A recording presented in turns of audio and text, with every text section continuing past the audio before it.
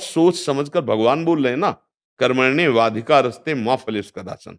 तू फल की बिल्कुल इच्छा मत कर और अपने कर्तव्य कर्म को कर, तो फल तो मिलेगा ही मिलेगा, लेकिन तू परेशान नहीं होगा।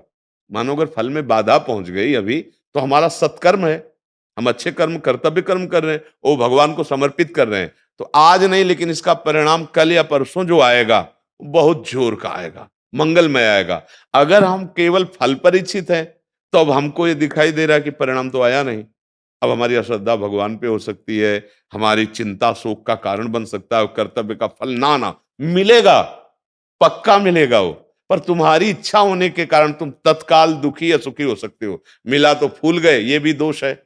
हर्षित हुए तो शोकित होना पड़ेगा, अगर हर्षित नहीं हुए तो शोक होगा ही नहीं, अगर किसी से राग नहीं तो द्वेष होगा ही नहीं, अगर काम नहीं तो क्रोध होगा ही नहीं, क्योंकि इन्हीं से प्रकट होता है।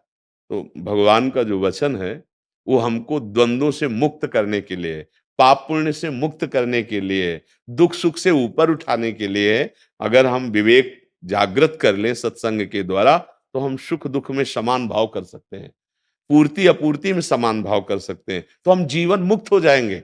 कर्म हमें बांध नहीं पाएगा। ये जो भगवान वर्णन कर रहे हैं ना, ये कर्म बंधन ना हो इसलिए कह रहे हैं कि इच्छा ही तुम्हारा कर्म बंधन है, इच्छा रहित हो जाओ। देखो, तुमने इच्छा नहीं की बाल्यावस्था से जवानी में आने की, जवानी से बुढ़ापा में आने की, बुढ़ापा से मृत्यु में, एक सिस्टम है, चल रहा है ना, चल रहा है। तुमने कभी इच्छा नहीं की कि मुझे दुख मिले, लेकिन मिल रहा है ना, सिस्टम है। जो हमने बो दिया है वो हमें काटना पड़ेगा। तो अब हम अच्छा बो रहे हैं, अब हमें चिंता नहीं करनी। उसका फल अच्छा नहीं आ रहा है वर्तमान में, तो पूर्व का जो बुरा है वो हमें भोगना पड़ रहा है, लेकिन ये व्यर्थ नहीं जाएगा।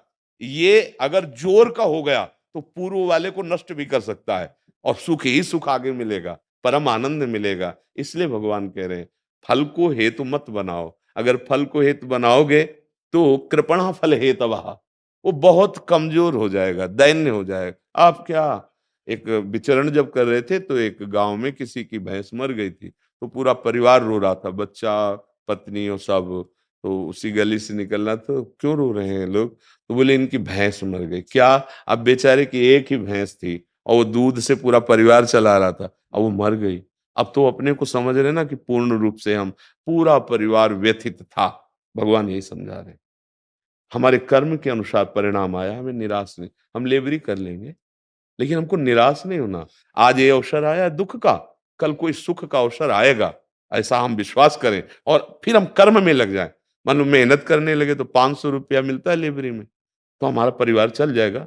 हमको परिवार को नष्ट करने की बात नहीं आनी चाहिए, हमको अपने को नष्ट करने की बात नहीं आनी। आज समय गिरा है। देखो, एक दिन सुदामा जी का समय था कि कई कई दिन भोजन नहीं मिलता था परिवार को, और समय बदला तो जैसी द्वारिकापुरी वैसी सुदामापुरी भगवान ने बना दी। थोड़ा धैर्य रखें, थोड़ा इंतजार करें। अगर हम फल पर दृष्टि रखेंगे तो इंतजार नहीं करेंगे, हम जीत ही जाएं, प्रयास तो यही रहता है।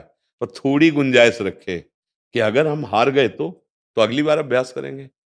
अगर हम केवल जीतने का ही, हार की सोचा ही नहीं है, तो फिर हम जब हार जाएंगे तो बहुत निराश हो जाएंगे।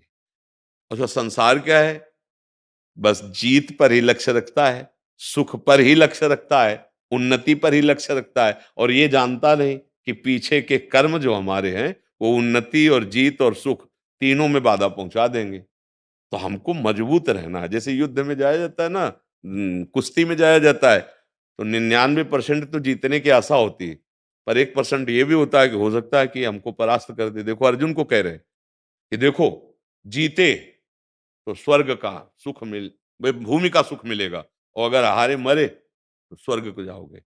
रास्ता रखा, भगवान होते हुए भी उनको कह रहे कि यदि तू जीत गया तो भूमि सुख, अगर हार गया मारा गया तो तू स्वर्ग सुख पाएगा। दोनों में तेरे को लाभ है। अगर युद्ध नहीं करेगा तो तेरी निंदा होगी, प्रकृति जबरदस्ती तेरे से करवा ले। कर्म के बिना कोई रह नहीं सकता। तो हमें अपना कर्तव्य कर्म करना, हिम्मत ये रखनी है कि जो होगा देखा जाएगा।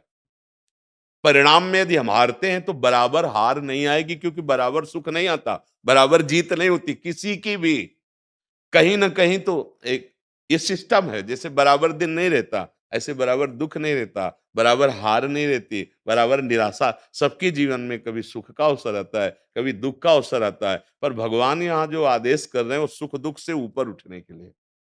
एक ऐसे आनंद में कि बड़े से बड़े दुःख को सह जाओ, बड़े से बड़े सुख में अभिमान ना करो, फूलो ना, क्योंकि भगवान है ना, वो आपको परम सुख की बात बता रहे हैं। किसका प्रश्न था? तो आप समझ पा रहे हैं?